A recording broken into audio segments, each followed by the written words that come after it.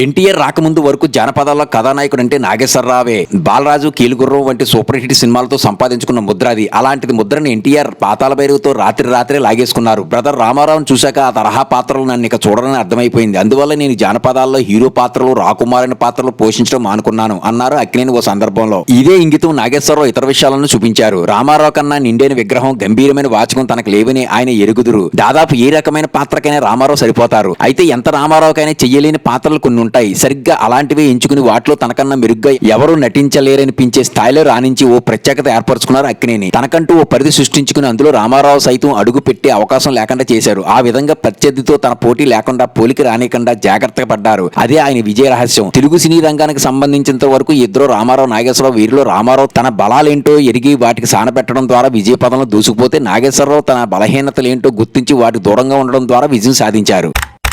Content నచ్చితే like కొట్టి subscribe చేయండి.